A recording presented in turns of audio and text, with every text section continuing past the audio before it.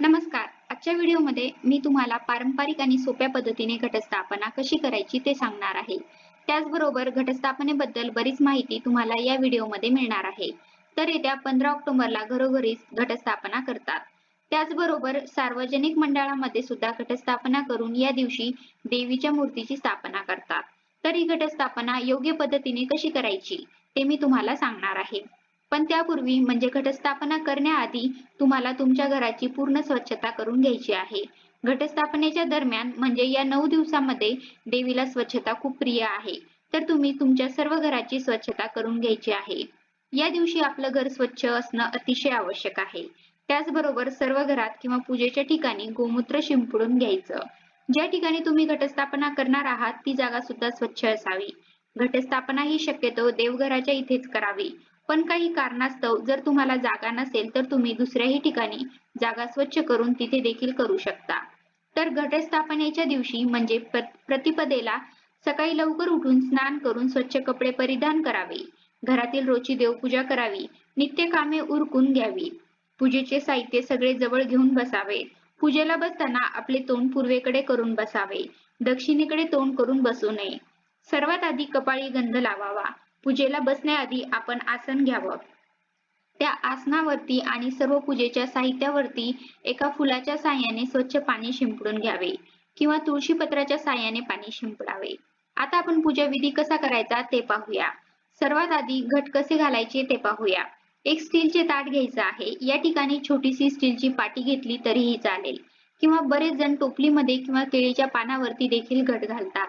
ज्याच्या त्याच्या पद्धतीनुसार तुम्ही करू शकता. त्या ताटामध्ये एक पत्रावळी ठेवून त्या पत्रावळीवरती काळी माती पसरवायची आहे. घट घालण्यासाठी तुम्हाला रानातली काळी माती घ्यायची आहे आणि त्याच्या मधोमध एक मातीचा घट ठेवायचा आहे. तो घट आधी स्वच्छ धुवून घ्यायचा आहे. त्यावरती स्वास्तिक आणि 5 बोटे ओढून घ्यायचे आहे. घटाला लाल पिवळा धागा बांधून घ्यायचा आहे. फक्त हळदी कुंकाचे 5 बोटे ओढून घेतले तरीही चालतील. त्यानंतर आपल्याला यामध्ये सप्तधान्य पेरायचे आहे.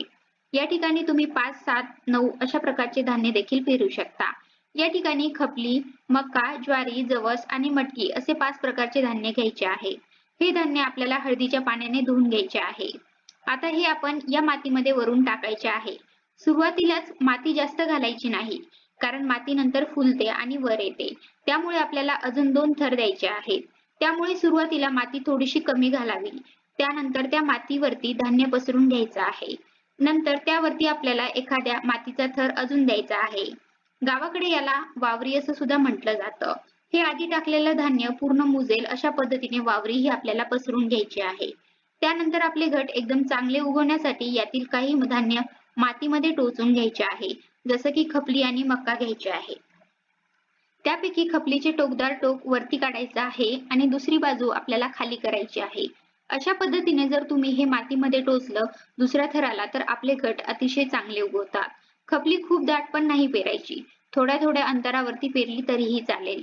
तर अशा पद्धतीने मका सुद्धा पेरायचा आहे. मक्याचे जे पांढरे टोक आहे ते वरती काढायचं आणि पिवळा जो भाग आहे तो खाली करायचा आहे. अशा पद्धतीने सगळीकडे मका टोचून घ्यायचा आहे.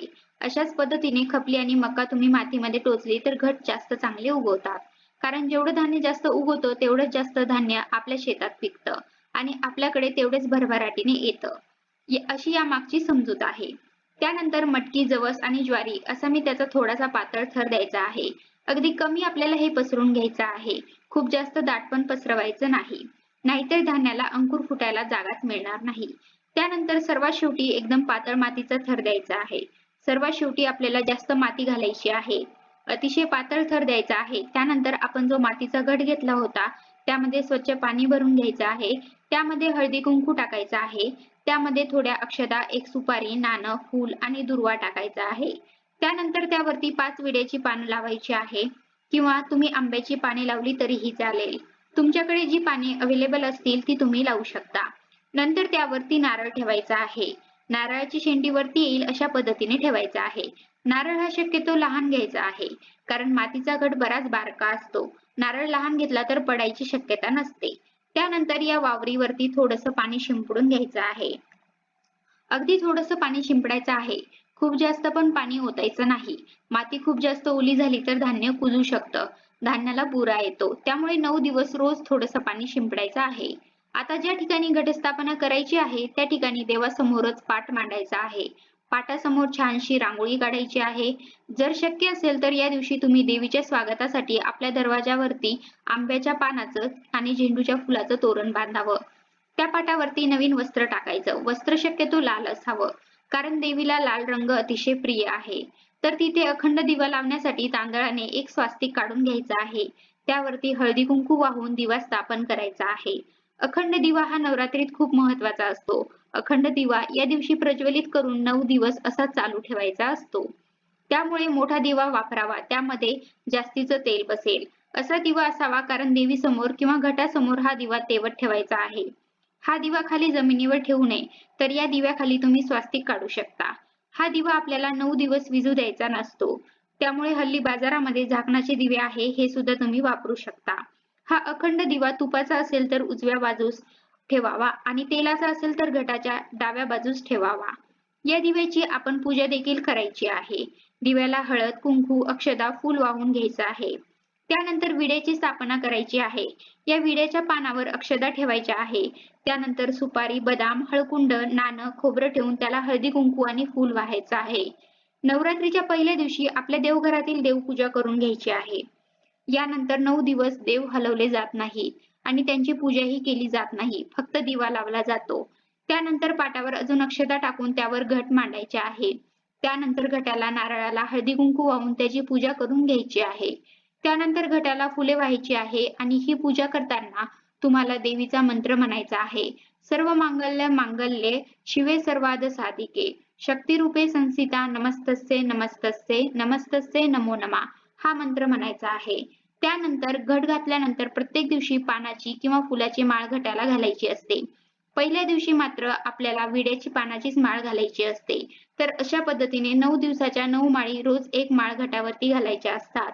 मात्र पहिल्या घातलेल्या माळी काढायच्या नसतात, त्या तशाच ठेवायच्या. त्यानंतर धूपदीप लावायचा आहे. त्यानंतर देवीची आरती घ्यायची आणि आरती घेताना घंटा देखील वाजवायची. त्यानंतर घटाला प्रसाद ठेवायचा. त्यानंतर पूजा झाल्यानंतर तुम्ही देवीची ओटी भरायची. त्यानंतर प्रसाद सर्वांना वाटायचा. अशा पद्धतीने 9 दिवस घटाची पूजा करायची आहे. धन्यवाद.